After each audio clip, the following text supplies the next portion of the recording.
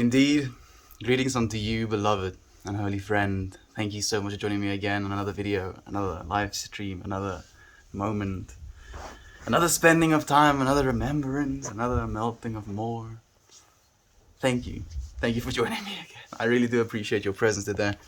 I do want to start off with something worth saying. I feel like it's been neglected a little bit, so yeah, enough said.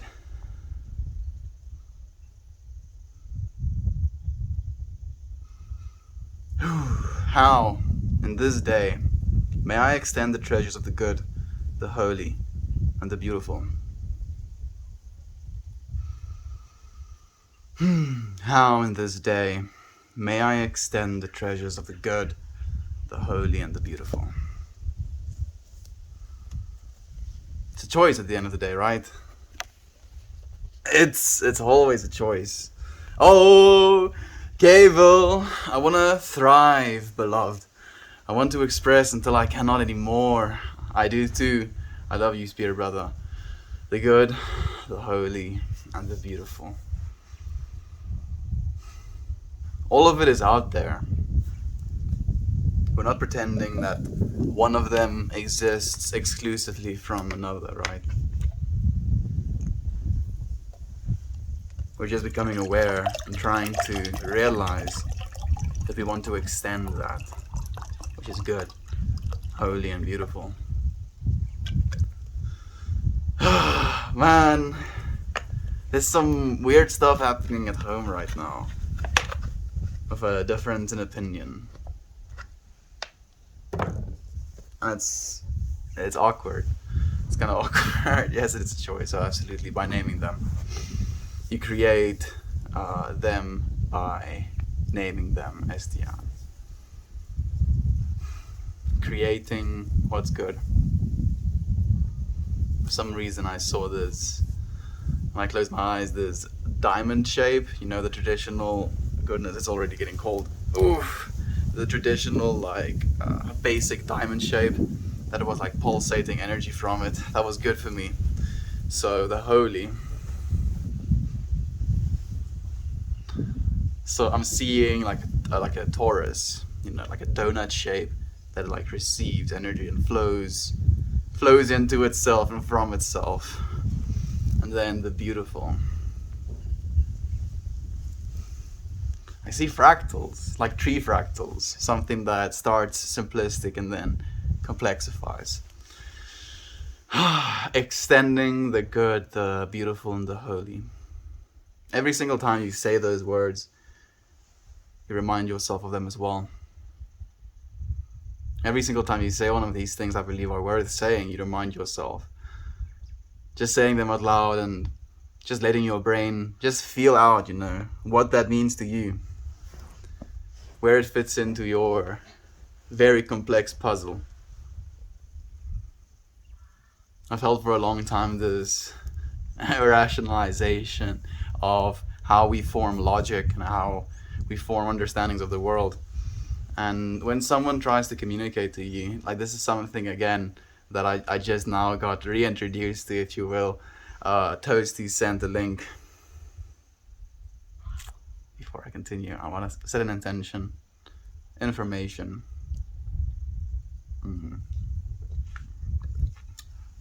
And it's basically this Russell Brand reaction video of an interview we did.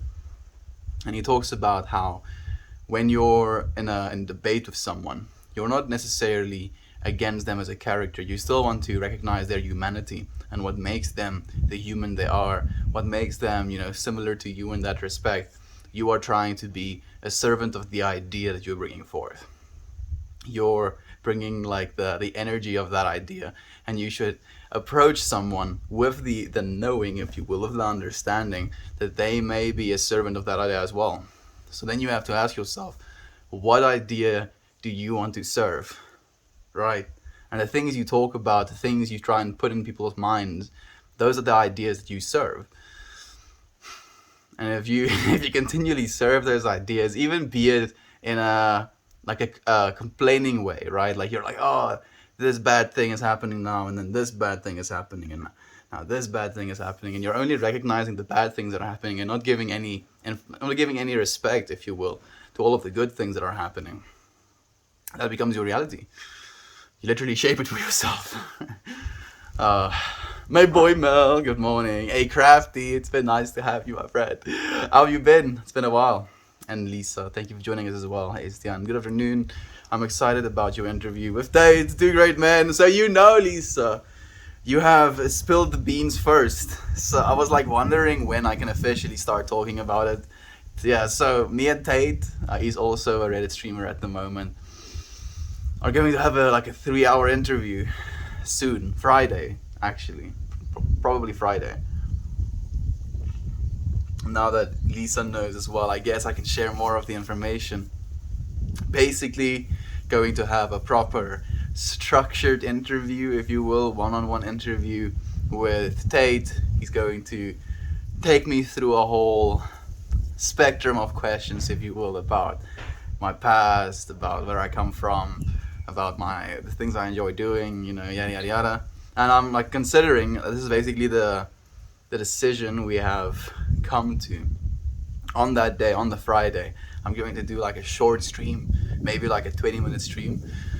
That is more of a preparation stream for that official one, and then we're going to go and do that one. I really have to figure my camera out. That definitely needs to happen. Good evening. There we go. Hangouts.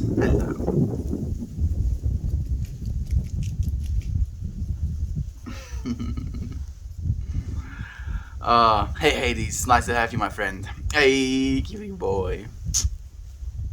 Thank you for your loving compliment, my friend. AKA podcast. It's not exactly a podcast, because a podcast is usually at least in my opinion, the way we do podcasts, it's a little bit more freeform, where we can talk about whatever it is we want to talk about, and it's not necessarily something that's structured. This is going to be something very specifically structured, right? There's a set of questions. I know what questions come as well, something like that, where there's some preparation involved and stuff. Gonna have some photos that I prepared for him, maybe some video of our immediate area, places that you can't really see on the lives because I can't really take you there, but things you would be able to see on video. I've been good, busy with the house and family. Miss you and PB, needed the energy. That will be a great stream. I'm happy that you think so as well, Crafting. Man, busy with the new house. I'm guessing you're doing some renovations or something. Plus having a family, plus, probably working your job. You're doing a lot already, my friend. Thank you for joining us here and for spending some time with us. Gab, same to you, my friend. Good morning from me. Gab, evening to you. Well, is it evening? It's now properly 4:20. It just ticked over. So it's late afternoon right now. As the sun starts to, or at least as the light starts to get red. Yesterday on stream, the moon was coming up just to the left of me. And it was a full moon yesterday. Man. How much have we been shaped by cycles of the moon and stuff like that, right? Because quite literally, there is tides being shaped by the moon. How long did we know that for? That's the other question. So on an evolutionary level, the moon definitely did influence us. And then as we started to try and, form patterns or infer information from our environments, the moon became a big role in that as well. As the sun, as the stars. We were grasping at information at the end of the day. What kind of tree is this? Love the vibe here, by the way. Thank you, Benny. Love you as well, my friend. Thank you for joining us. This is an acacia tree. It's an acacia tree. Yeah, very, very Africa in nature. They're everywhere. It's probably 90% acacia trees on this farm. They're hardy. They don't need that much water. They shoot very deep roots. They have small leaves, so they regrow easily / drop easily, slash don't need that much energy to produce, and still provides enough surface area. Very efficient trees, and they're beautiful. Like just looking at those fractals that form, just gorgeous. 420, no hit, no hit, my friend, no hit. Finally, I know how to convert my time to yours. So my 420 is your what exactly, Gob? You're 7 hours ahead of me. Sounds about right.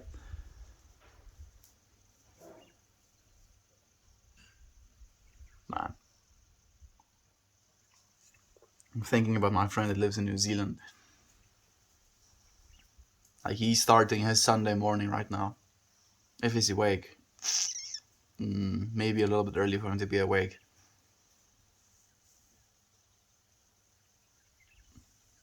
I miss that dude. We met in high school, and like the first time that I really knew that he was going to be a good friend of mine, we were both living in the hostel, and I had to stay over the weekend because couldn't go home. So the Saturday, we're basically these two rogue students in the hostel living at the school, basically. No, not that much supervision, not that much to do other than do whatever it is you want to do. And we basically walk into each other and we're like, oh, you want to have a chat? And he's like, yeah, I want to have a chat. He comes over to my room like 9 a.m. and like there's no midday like meal, but there is like an evening meal which like usually rings the bell at about 6 p.m. And we start having a chat. It's like 9 a.m. We go into like conversations about like sex and about religion, about the possibility of extraterrestrials, the neurochemistry. We went into the schooling system and the way that it is. We went into language, and we hear a bell ring, and we're at first like, what a weird time to ring the bell. Like there's no reason to be ringing the bell at this point. And then we realize, oh, it's 6 p.m. and we've been talking this whole time. So we like talked an entire day worth of conversations without even realizing the time passing. And it was so in tune, in a flow. It was just so nice.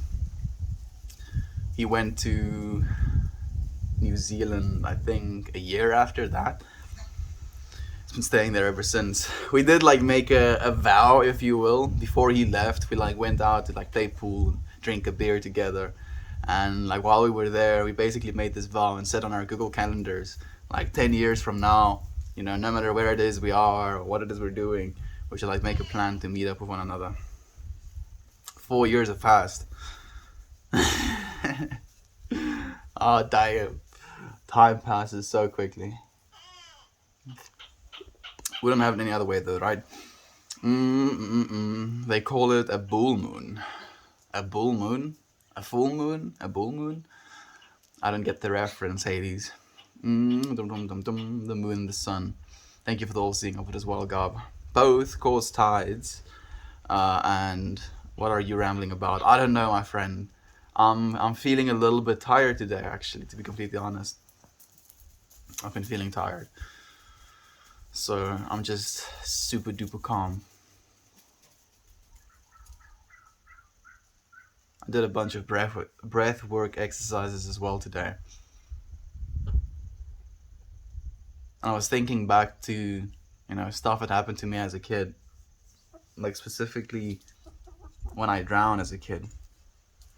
And I was also thinking about, how in getting birthed, quite literally there's like a shock to your brain if you get birthed normally versus getting birthed by a C-section.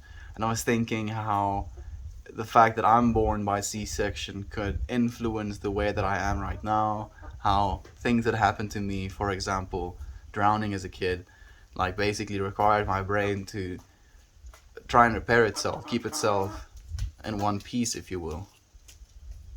Hey chickens. And how that kind of extrapolated to where I am right now. How does that change you? And I'm like, this is just something I'm thinking about. This is not something I'm going to do. I was just thinking about how if these things could potentially like spur growth within you,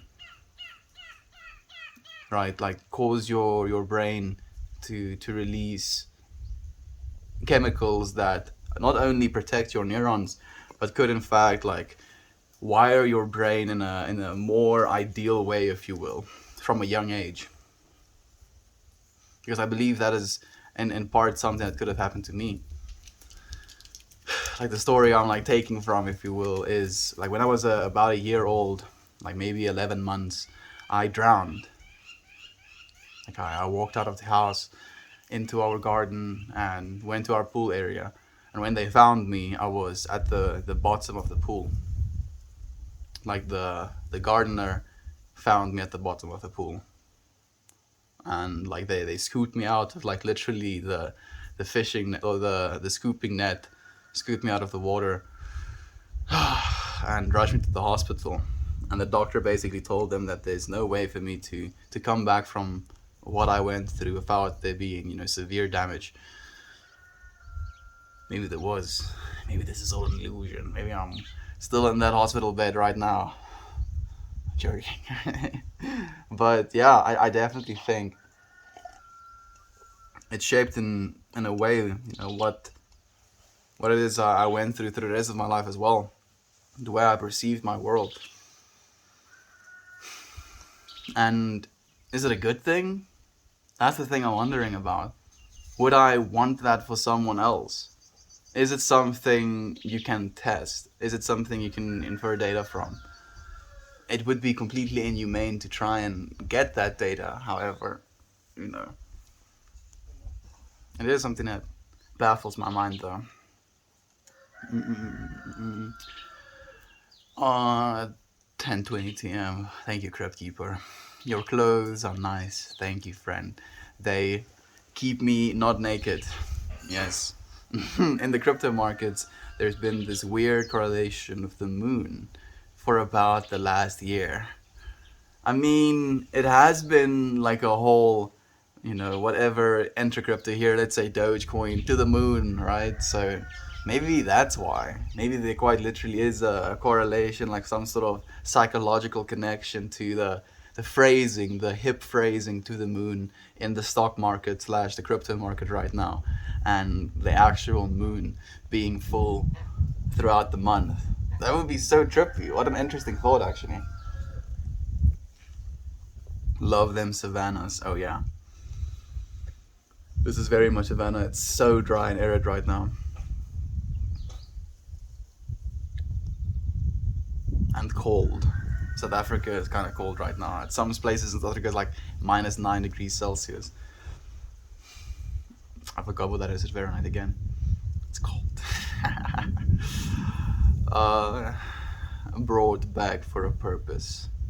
Thank you, Chichi. My parents seem to believe so as well. For the longest time, I didn't believe that. You know, I kind of wished, especially during my teenage years, that that was just kind of the end of it for me.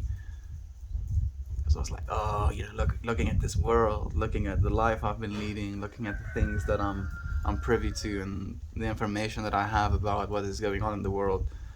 Why would I want to be here? You know, what is the point of all of this?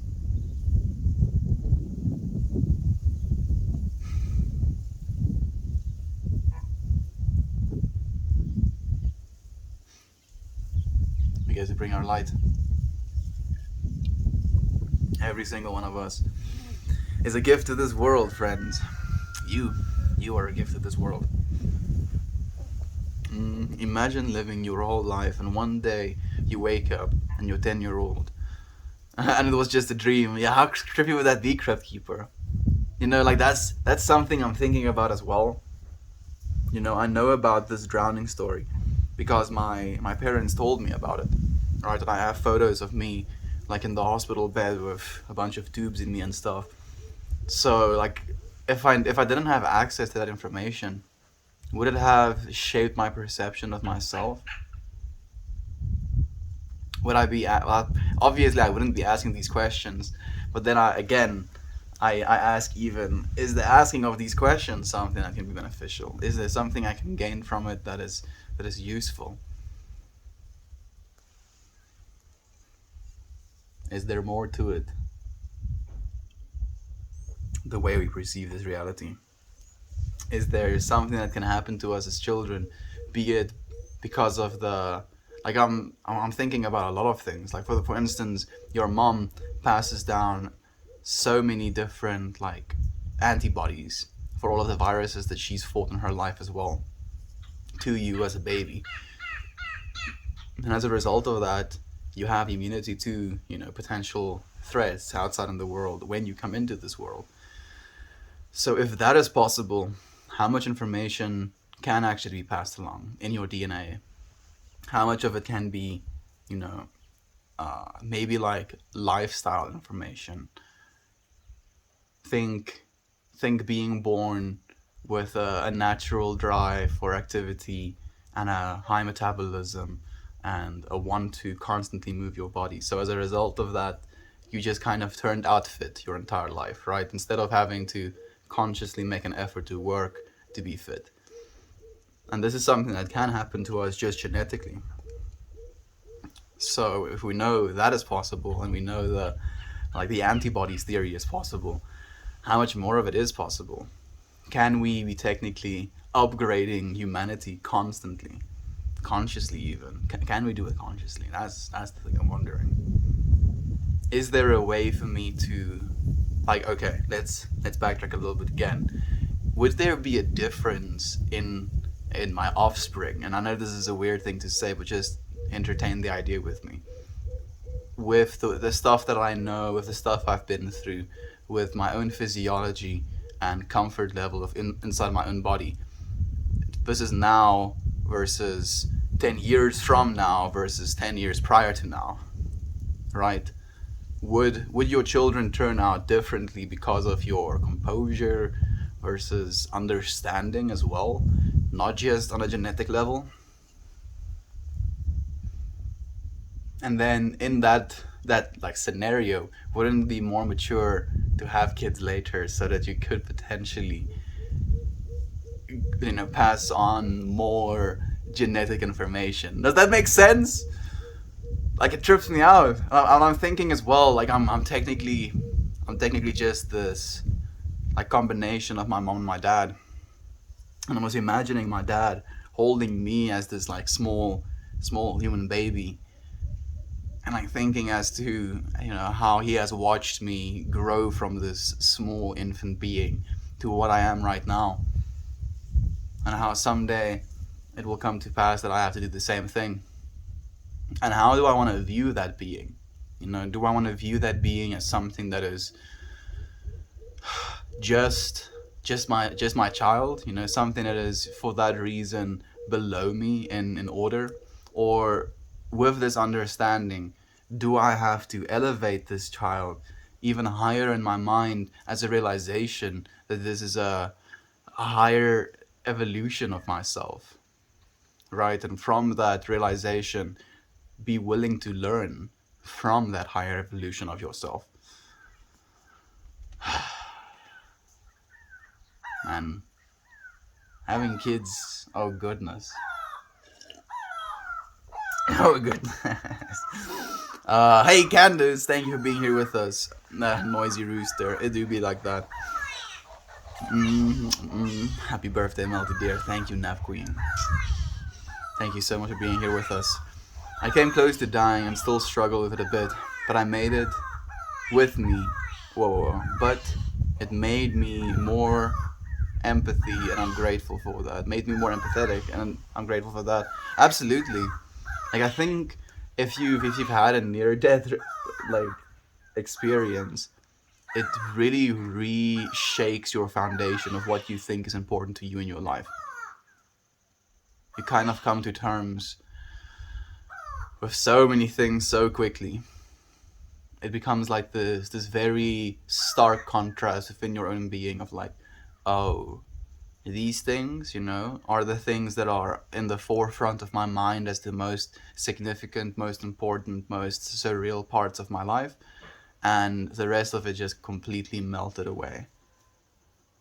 So realizing that in your last moments kind of re-illuminates the things that you really think are important, slash the things that are really important. And it's unfortunate that so many of us have to have a near-death experience right before we realize that about our lives, before we start living in that way as well. Like, we have to have our egos so beaten to the ground that there's no other, recourse. We have to kind of submit to it. Constantly in tension, constantly fighting, constantly rigid until we can't be anymore. Instead of just moving into a state of flow.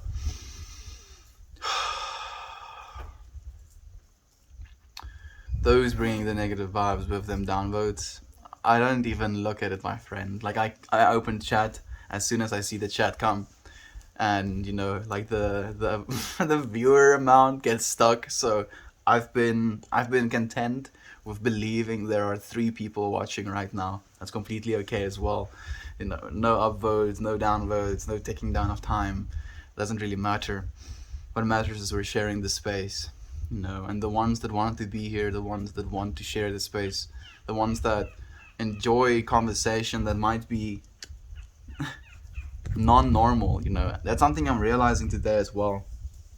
We were sitting at the breakfast table, if you will, and my brother had a friend and his girlfriend over, and we were like talking about some esoteric ideas, and like I was the only one defending, if you will, right, my side of the spectrum, to say it in that way, because there's a very rigid belief of how things are. My mom doesn't believe in the moon landing. My dad believes the vaccine is a hoax meant to, or not even a hoax, but a conspiracy to cull human population. There's I get laughed at for believing in evolution, and me theorizing or speculating that there is too vast of a universe for there not to be life out there in the universe. To assume that we are the only life in the universe is naive.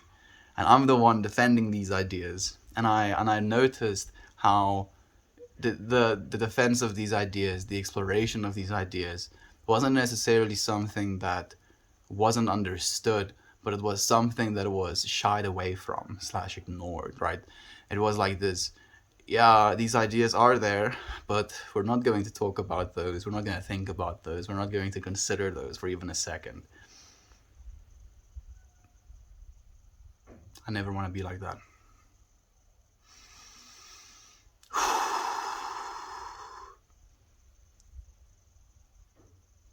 I'm trying to stay aware.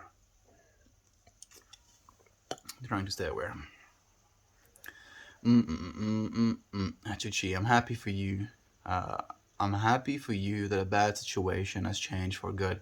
Hope everything is good now, and great things will happen to you.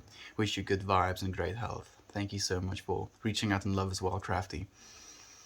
Wish you the best. Haven't been on in a while. Great to see you. Great to see you as well, Corey. Thank you for joining us, my friend. I feel like I'm in a deep today. I'm definitely melting. I feel like I'm at a little bit of a critical level. I'm getting a little bit too deep into it myself.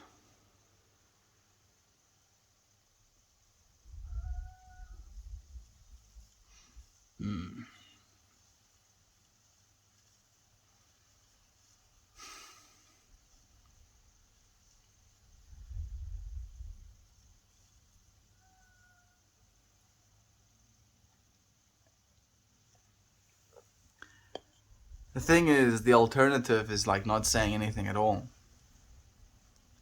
And that's also something that bothers me. If like these things are said into the world that you so starkly disagree with, are you not supposed to say something?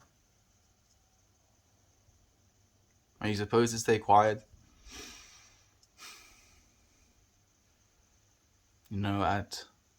Out of fear that you might offend someone's delicate belief systems. especially because you're trying to defend someone's delicate belief systems, like trying to tiptoe. Okay, no, I won't step on these things because these things might crack the thing that is you're holding on to. So,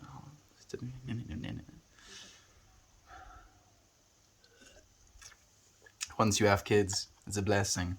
You forget about yourself, and your whole life changes, and your focus is on them. Getting married changed you. Getting married changes you. But having kids is everything. Passing your knowledge and experience to a whole new world. Literally to a whole new world, Crafty. And that's something we have to become like thoroughly aware of as well before we have kids. Is the fact that it is a whole new world you're bringing that child into. It's not going to be even remotely the same world that I grew up in, that you grew up in, that my father grew up in, that your parents grew up in, right? There's such a stark difference in the amount of information, the social dynamics, state of economy, the state of how we treat animals, how we treat our planet. Like there's so much different from generation to generation to generation. And as a result of that like difference, we quite literally live in a different dimension. We see the world completely differently. It's the same world, but we're living in a different time. And time is a dimension in itself. We're living in different dimensions, and yet these dimensions are overlapping. We have to realize that in that void, where they're not overlapping, there is so much information lost and so much information gained on both spectrums. How do we keep learning from our younger generations? Are our younger generations learning anything? Are they creating things worth learning right now as well? That's the other question I'm wondering about. It's a trip. Never too deep. Always amazing listening to you. Love to you, Corey. Thank you so much. Hey, what's up, Doc? A future delivery. I'm doing good, friend. I'm on gear 5 of getting into it, but I'm doing good, friend. I'm feeling into the nature of these hard things that I'm already considering, that I'm witnessing and seeing in my life,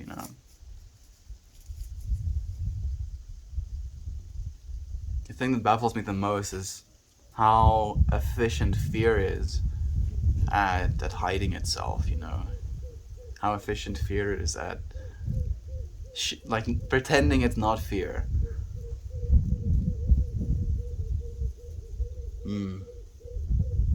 Man. Whenever you see something in the world, at least this is what I do, just turn that lens, your way as well. I'll become aware that's why I do that thing, that's why I feel that thing, that's why I behave that way sometimes.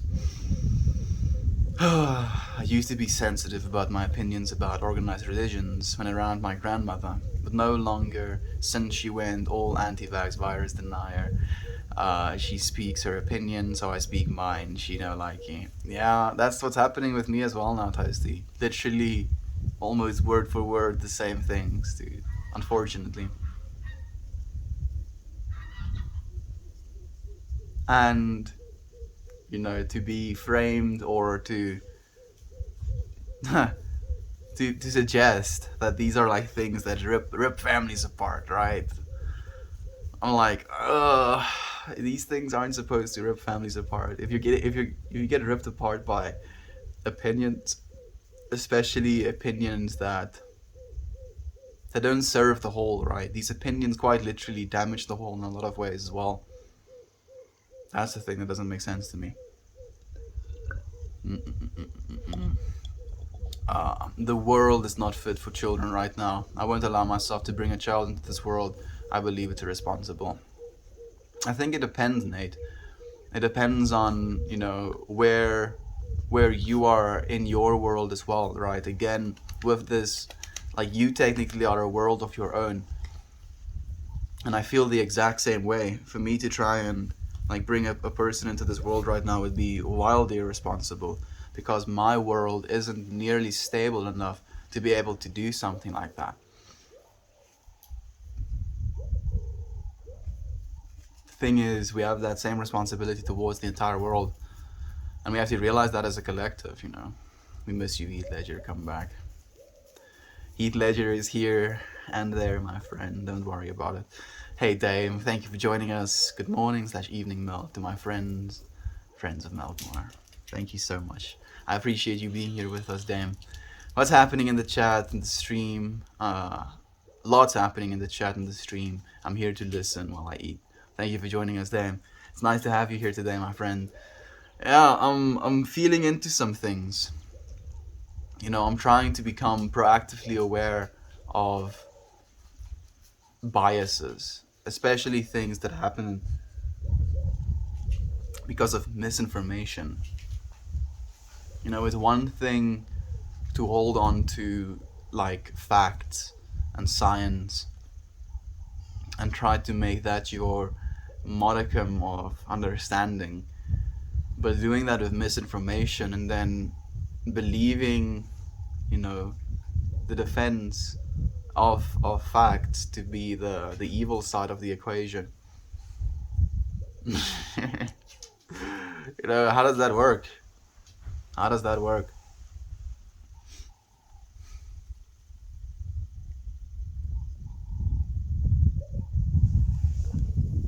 I think we're actively learning, you know. And as soon as you start to believe that you know things, or at least to the extent that you're unwilling to hear any other opinion, any other source of information, that's the point where you're you're making a mistake. I agree. My son just turned 3, and I think how selfish it was to bring him into this world. I struggle with it, and he is autistic, so his battle will be so much harder. Maybe it will, Corey. Maybe his battle will be easier in a lot of ways as well. There's like I actually recently saw this like documentary where they were talking to people with disabilities and talking about the potential to actually edit these disabilities out of them with like CRISPR gene editing at the end of the day. And a lot of them mention that they don't think of themselves as, broken or in need of being fixed. That the way they experience the world is very unique in their own way. And the filter they get to see the world through is I think divine in nature as well. Like I believe, especially with autistic children, they have this way to get like absolutely enthralled with a subject, and they can become, literally top experts in their fields, doing that, going into their field, into the thing that they resonate the most with. So I believe your son will still have an absolutely blissful life, my friend. Don't worry. Don't worry. Uh, I don't. Okay, well I'll try though. Buen dia, saludos desde Argentina. Thank you for joining me, friend. This is South Africa. Sometimes I feel so overwhelmed by trying to survive, it feels impossible to thrive.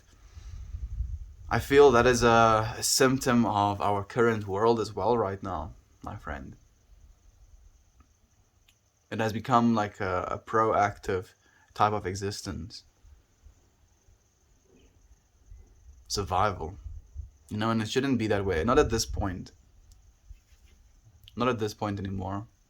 We already have the resources to take care of everyone, at least, to make sure people can survive. Because if you this might be cheesy to say as well, and it's nice because it rhymes, but a community, a society that survives can thrive in the first place, right? You can't thrive as a society without being able to, afford your basic amenities, being able to, eat decent meals, take care of your body the way it's supposed to be taken care of. It is sometimes hard to survive in this world. Never mind just the food we eat, like sometimes our emotional states as well. Looking at what's going on. can be so devastating to feel you can't do anything about it. It can lead you to very dark places, in fact.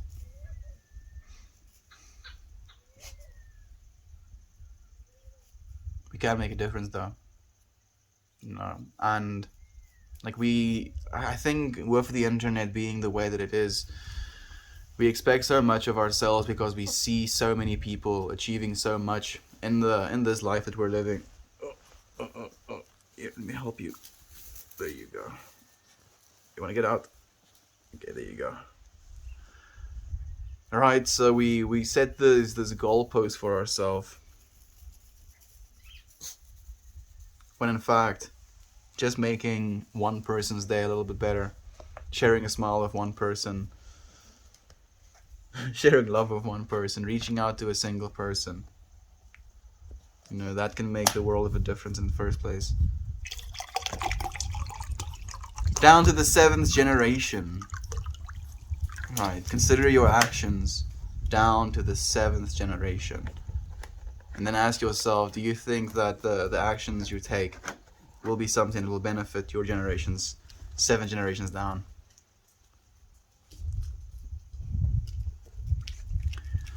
The thing for those who come like after you as well. Because at the rate we're going now, like the kids that we have and our kids' kids will earn a world, or inherit a world that is literally unrecognizable to us now, and that is an absolute atrocity. Atrocity, not the one.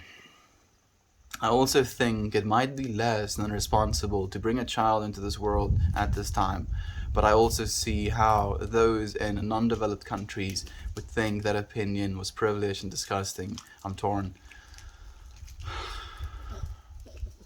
Like, the thing is as well, Toasty, you can see it in the data. Like, this is the 8th consecutive year where the birth rate has been going down. And like, it's like, oh, shocking news, birth rate's going down. But what do you expect of a generation that literally sees a world in which we're not valued as human beings?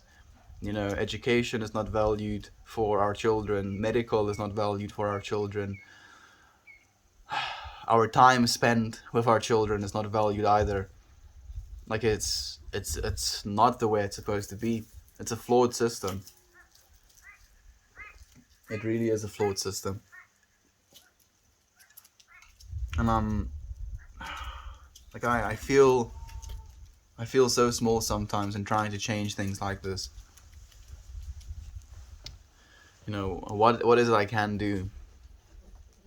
And I feel like it's going to be seen as a way of me excusing myself as well. And I don't want that to be that way, but I'm saying that to you because I want you to feel with me and into that. But like, talking about it, feeling into it, asking yourself what you think is wrong with it or how you would change it.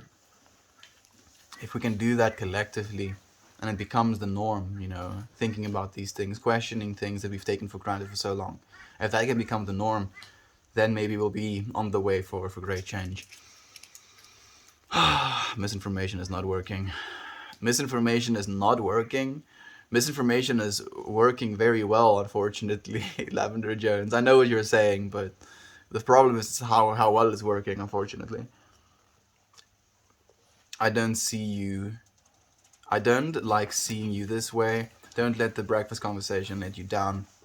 It's hard to understand the world we are in now. They understand what you're trying to prove, but ignore it. You have to understand them as well. It's hard. It's hard. Yeah, it's hard. You're right, friend. Like, I'm not down about it. I'm feeling into it, my friend. Right? Like, at the end of the day, it isn't something that's going to bring me any harm other than being seen as an outsider. And that I've come to terms with a long time ago, fortunately. That has kind of been the norm in my life. Hey, you. Dove just like landed and like looks straight at me.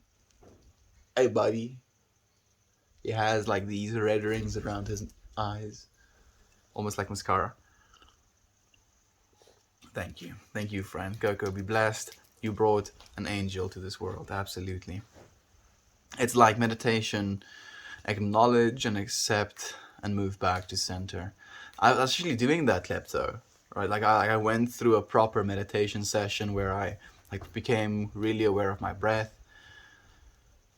You know, how do you say, cycled through, nose breathing slash like focusing slash focusing on your lungs slash breathing quickly slash, going for controlled hypoxias.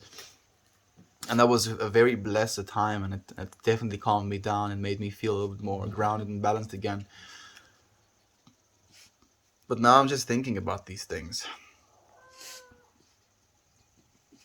and I'm not angry or like sad about them. I'm trying to understand them. I'm trying to understand why it is we become so enthralled with these negative informational systems. Why it is we become so attached to the things we believe as well. Like, I know there is like an amygdala response. So quite literally in your brain, when you believe something and someone challenges that belief, it turns on the fight or fight response in your brain. So quite literally you feel like this is an attack on your person, right? It's like a threat to your life that this person is disagreeing with you.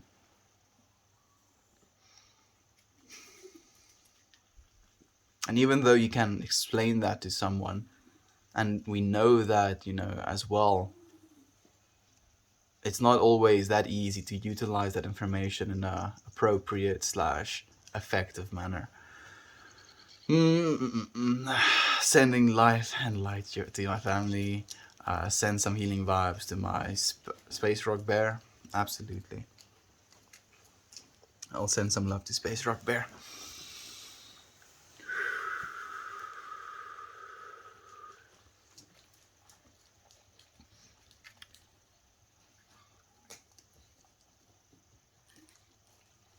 Okay, so what I imagined or what I saw was like, imagine an invisible ball floating in the middle of a space, and then there is a liquid that starts to attach itself to this invisible ball, like the outside of this invisible ball.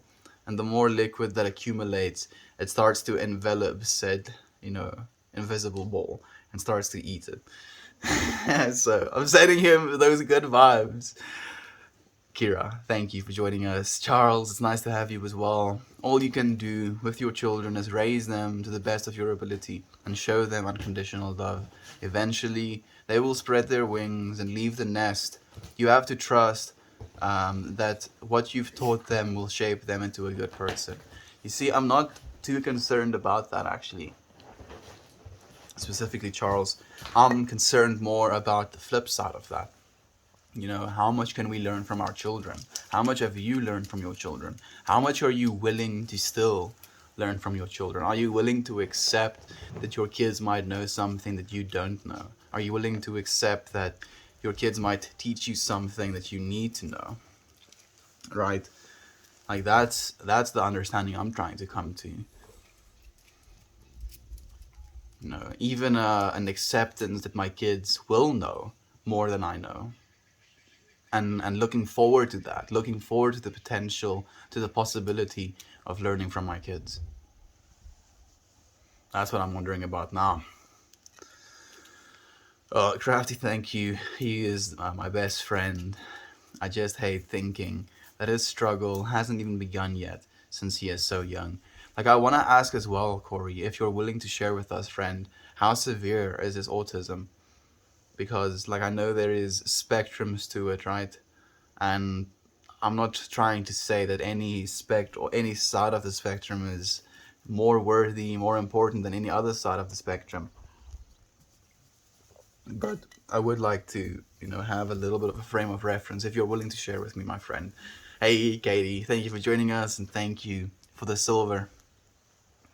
Heft logic? Question mark indeed, friend. When you are aware of someone being in a fight or flight moment, fact and reasoning will not work. Yep. Yep. But even explaining to them, why they're feeling the way that they're feeling, why they're in the state that they're in, that also doesn't work. That also doesn't fix the problem, if you will.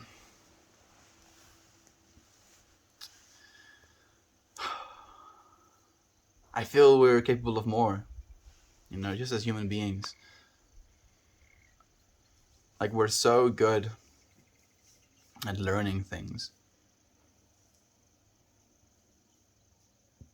And we're so good at making information available as well. Like, we have infinitely more information available to us at any point than we've had at any point in our entire humanity, or at least the history of humanity, the history of hominoids, if you will.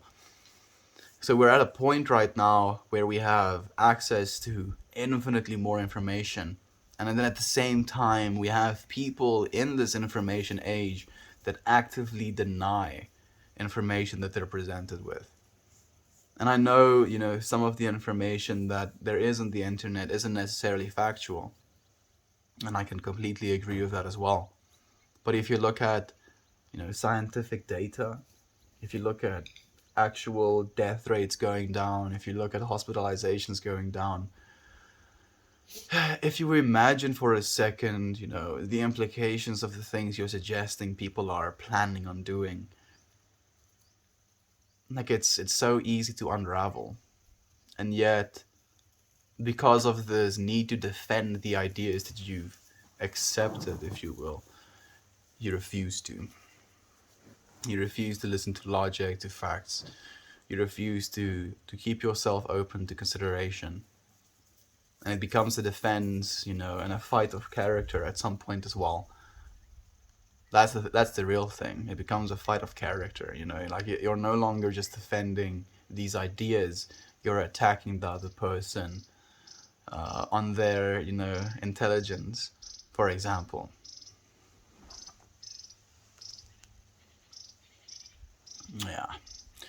Yeah. Children are the ones to learn the most from sometimes because their filter is more pure, their perception less tainted.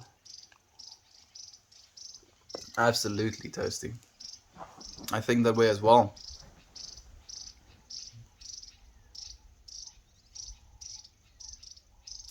What if they get older, though? That's something I'm considering as well. If my kids are in their teens, in their 20s, in their 30s,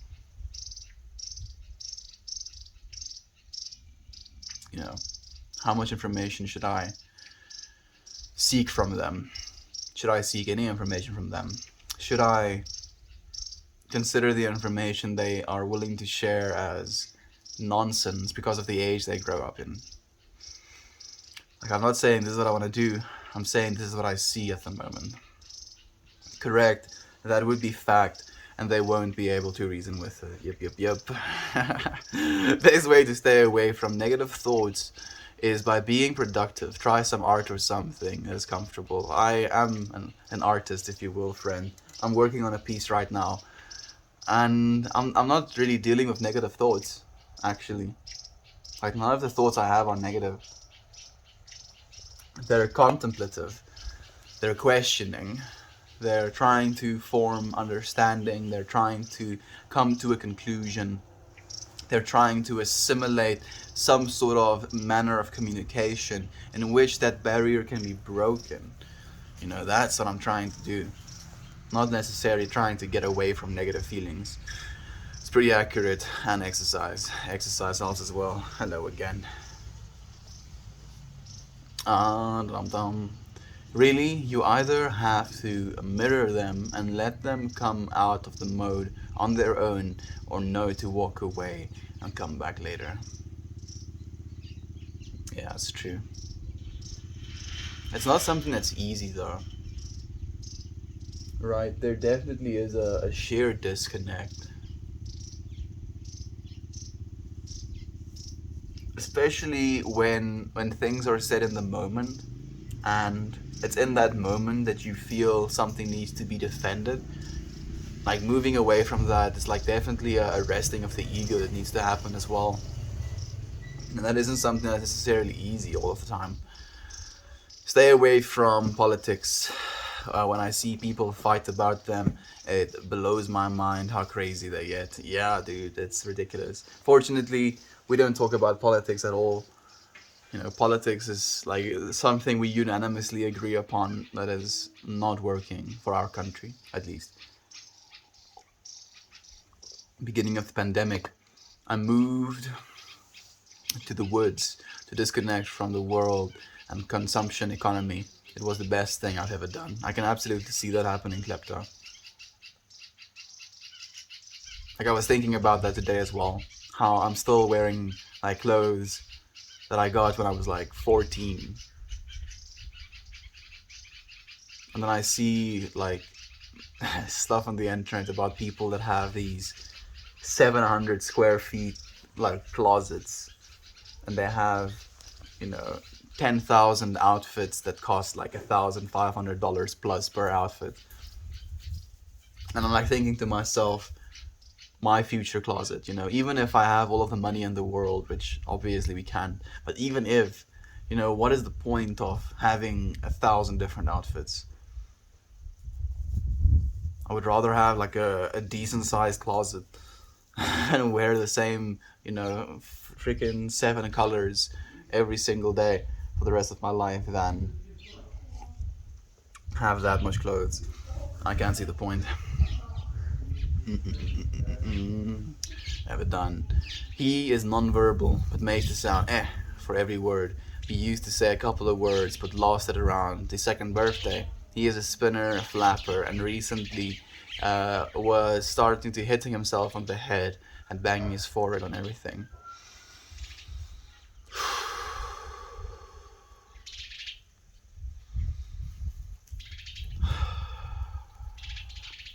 I see the shape of the divine masculine for him still, my friend.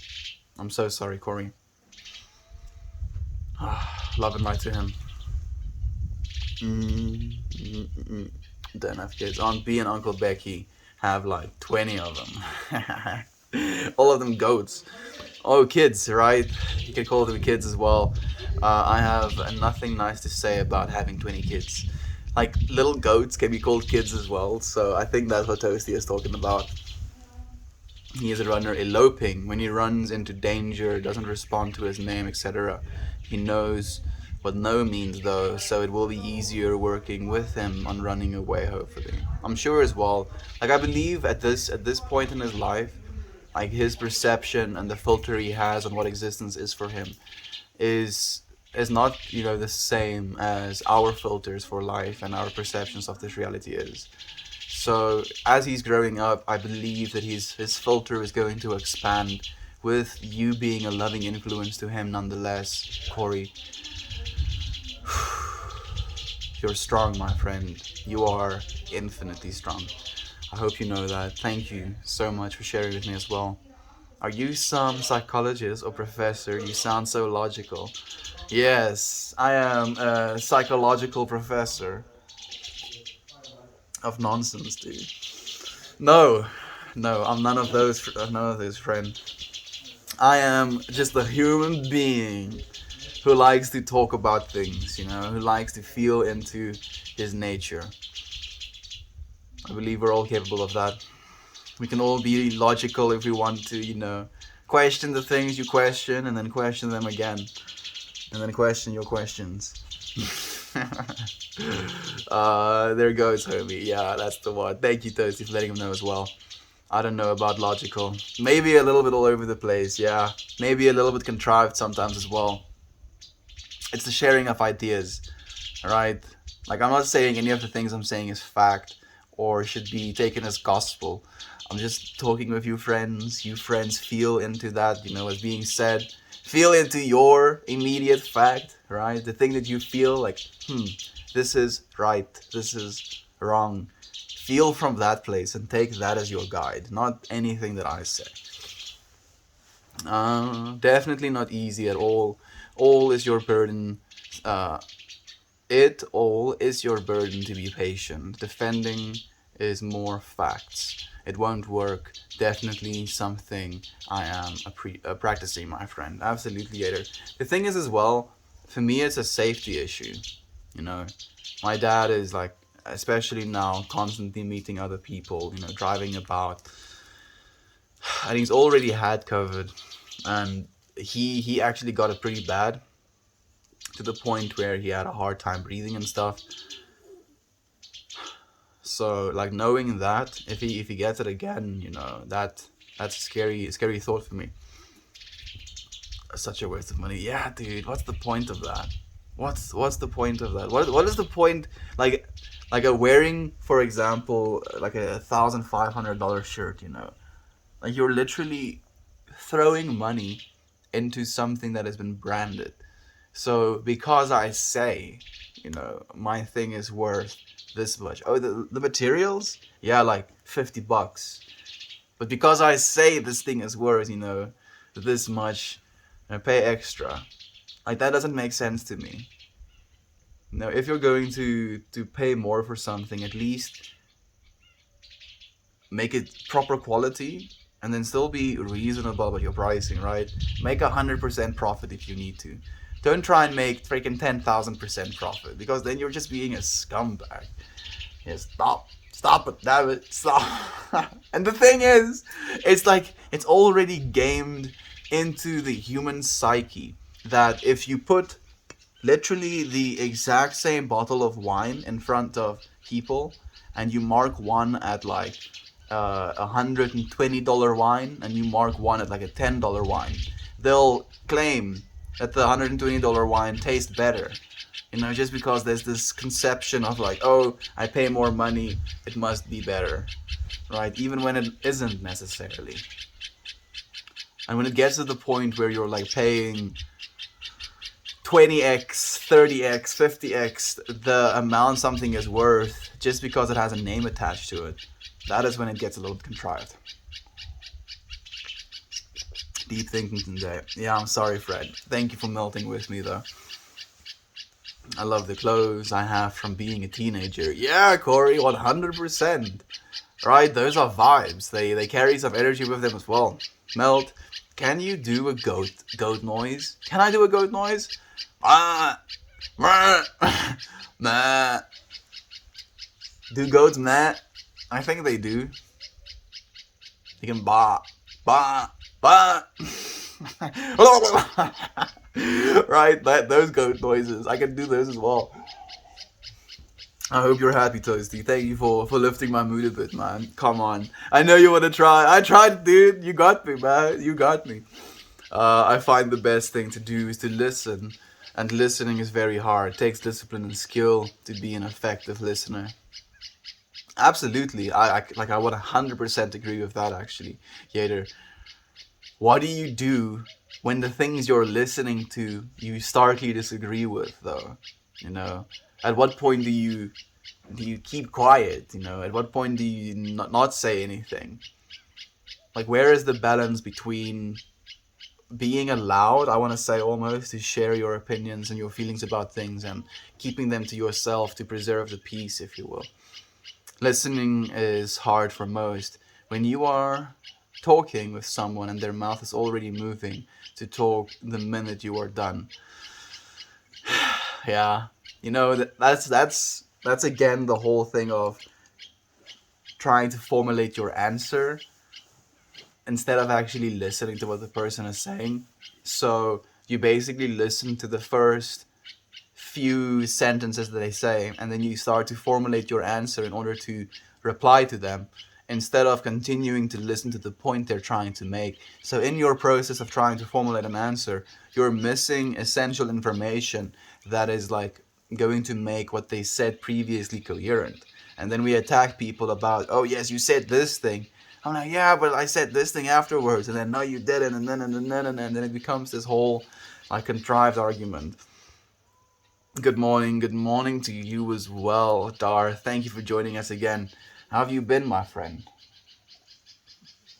How have you been? What is something you've learned recently? What do you feel you're supposed to learn as of late? That's what I'm asking myself today. Allowing myself the information that I need, if you will. I'm guilty of doing that I just get so excited about conversations, you know. Like the thing is as well, Toasty, I do the same thing. I know I do it as well. And I, in the knowing that I do that, I try and make myself more aware. So like, especially during the podcasts as they are right now, I'll go through like large stints of just being completely silent and listening. You know, really try and absorb what it is the person is saying instead of, you know, thinking of something to say or like a way to help, but just being there to listen. And I think it's really great if you can verbalize that in a little bit of a way before the conversation even kind of shoots off. Like, especially if you see someone in distress and they want to talk to you about something, to kind of go like right out and ask them, do you want me to just listen? Do you want me to give advice? Or do you want me to do something about it? Right? And 90% of the time, they're going to want you to just listen. And knowing that and being able to just do that for someone, I think is a very essential part of just being humans, being there for each other. I think you have to listen until you can tell they feel heard. Once they feel heard, they will likely mirror and listen to you. That's a good point, Yater. That's a really good point.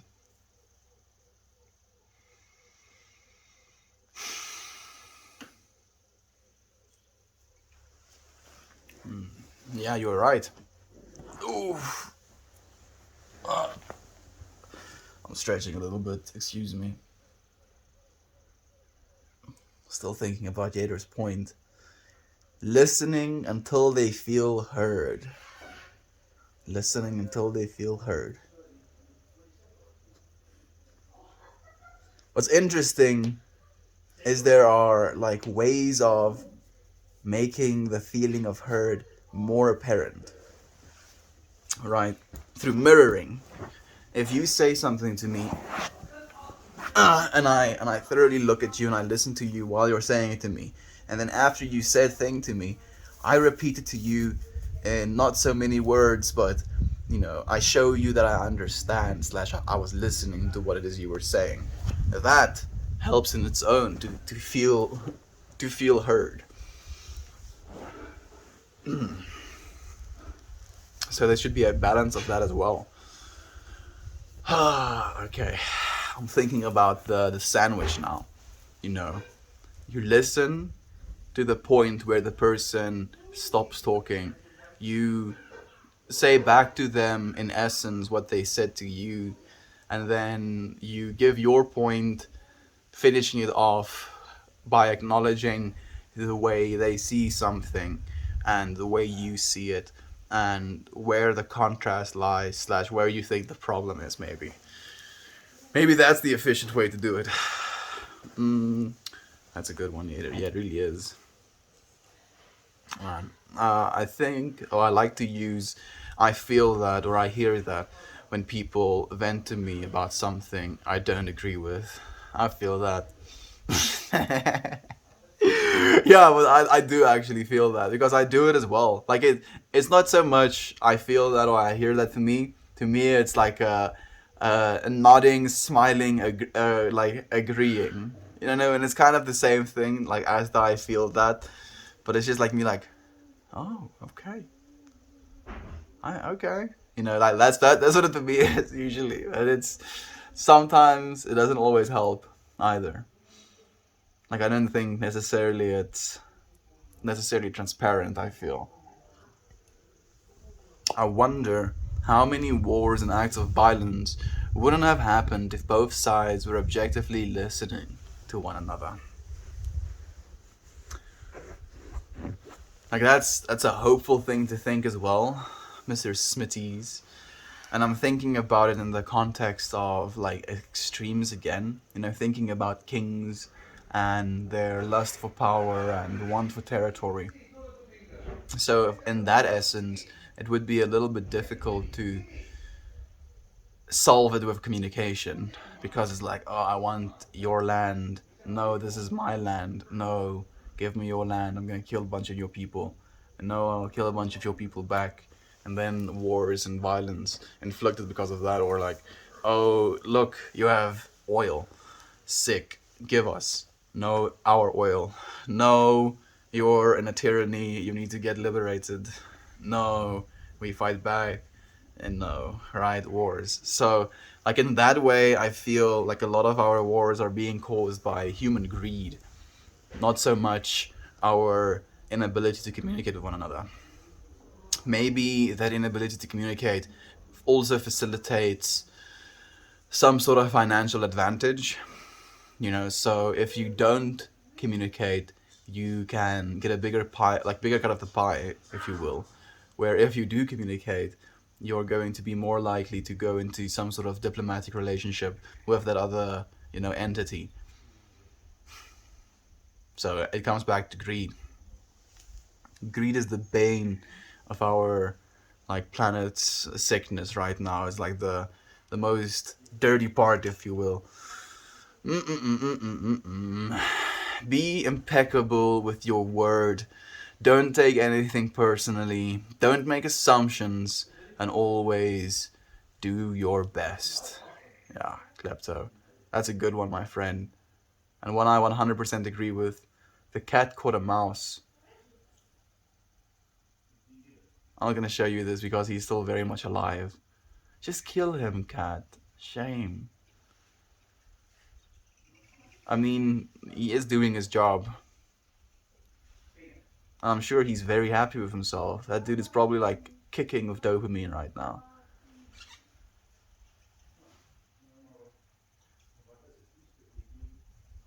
The cycle of life. There's just like a being, out there in this world. There's a rodent. And he kind of like destroys things sometimes, makes kind of dirty nests, eats a bunch of things. And then we domesticated another being that just so happens to really like eating those other beings. And then we feed those beings as well, give those beings milk.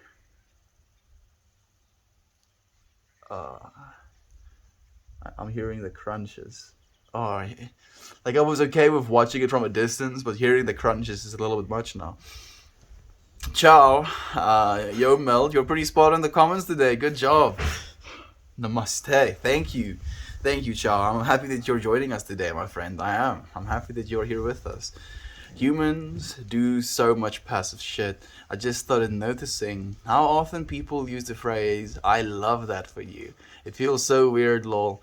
I can't hear it not passive aggressively.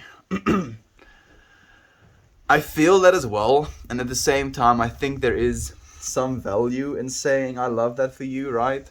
Like, it's not necessarily something that I, for example, if you tell me, like, oh, I got this new job, and with this new job, I'm going to get like a 50% pay raise, and I have extra benefits, like, I'm thinking about the appropriate way to celebrate of that, and it's to be happy with them and to say I love that for you, so like the way that I would love it for myself, I can love it for you as well.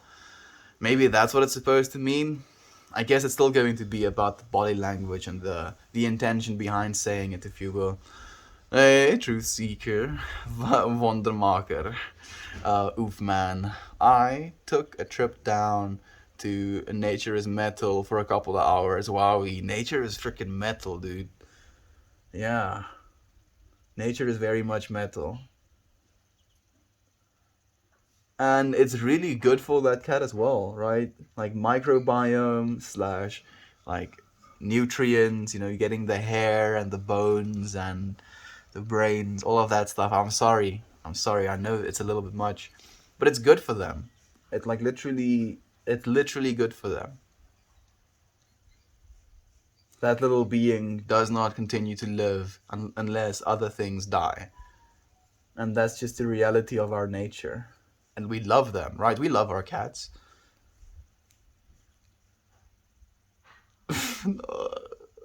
He's like choking down the last of that mouse.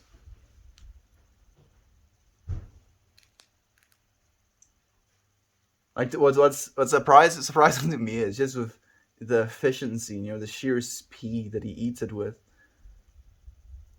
Like, you friends know now for how long. what was it, 3 minutes? Gone. Mouse is gone. Licking his lips. Oh, like so character-esque even. No, no, what a trip.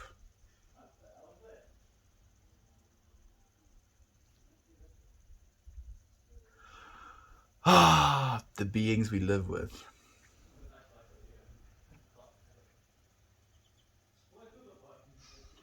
Been down the rabbit hole before, Toasty. Crazy what you see on there. It really is. Nature is metal. Like this. Things eat each other. Things definitely eat each other. Oh, I liked your namaste. Namaste. Namaste. Back to you. Back to you. Thank you, my friend. I appreciate your love. I find the people who say, I love that for you, aren't the most sincere people to begin with. That's also. Maybe that is like a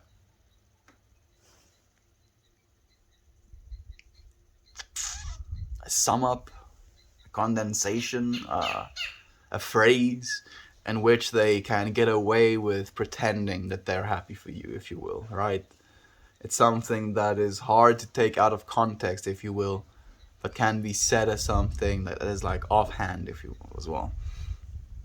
The random thought crossed my mind yesterday. The Bella Ciao might as well be Bella Ciao. I'm thinking stupid things. Yeah, definitely Ciao. That entire song is about you, man. Bella Ciao, Bella Ciao, Bella Ciao, Ciao, Ciao. Interestingly enough, like when the cat meows at me when I give him milk, I actually do that where I'm like meow meow meow meow meow meow meow meow meow meow meow meow meow. Meow meow meow meow meow meow meow meow meow meow meow, and then I'll stop and I'll wait for him to meow. He goes like meow meow meow meow meow meow meow meow meow, and I really get into it. It's so much fun. Oh, that's a good topic. How much of our nature should we reject as a species? That's a difficult question. Because there is, a part of our nature that used to go and kill things as well, to survive. I believe that we probably formed communication in part to facilitate that, to build tools, and those tools could have been used to slay animals, if you will. Communication can be used to teach the making of tools as well. And we've become really good at the making of tools. Thank you, Kitty, for making it quick. Yeah, fortunately. Like, you can definitely not, take that away from him. He made a quick job of it. I'm a regular with Nature is Metal, fine content. It's nature at the end of the day as well, right? Exactly like they are pretending. Beautiful soul, divine whole. The most metal post I remember is one where a leopard has the face of a baby leopard in his mouth. Oh yeah, I saw that one. That was very metal. Like when you said leopard, I thought about this one of this leopard like swimming through the water to go and like catch a crocodile, and that was a trip to me of this cat crawling or like stalking an alligator through the water and then catching the alligator in his turf. What a metal animal. Does not take any nonsense. Good stream. Thanks, Mel. Love you, brother. Enjoy the rest of your evening. Thank you, Klepto, for sharing your divine energy with us as well. You were great, my friend. I appreciate you being here with us. Leopard evening. You seem exhausted. Yeah, I'm exhausted. I'm definitely exhausted, Cable. I've been a little bit tapped, if you will. I've been thinking too much, and I am exhausted, friend. I'm here for you. Thank you. Thank you so much, Cable. I know, like, you friends are willing to catch me if I'm falling. I'm not falling. I'm just kind of stumbling. I'm like, puts one foot in front of another. Oh, so heavy. Oh, no. Feels bad for self. I'm joking. I'm doing good. Thank you, friends. The leopard literally ate its own. Yeah, literally. Small version of itself. That's hectic stuff. What a trip, yeah. Thank you, friends. Hoo-wee! I appreciate you sharing the space with me. Sorry if I was a little bit down tempo in energy, if you will. It do be like that sometimes. I'm so grateful that you friends are still in this energy with me, feeling with me, talking with me, sharing the space with me. You are so appreciated. I'm gonna meditate and send you some energy, brother. I saw two overlapping circles, my friend. Thank you so much for sharing your energy with me. I appreciate you sharing this energy with me as well today, friends. Replenish yourself, my friend. Sending vibes. Namaste. Love to you all, friends. I'll see you again tomorrow. Goodbye, everyone.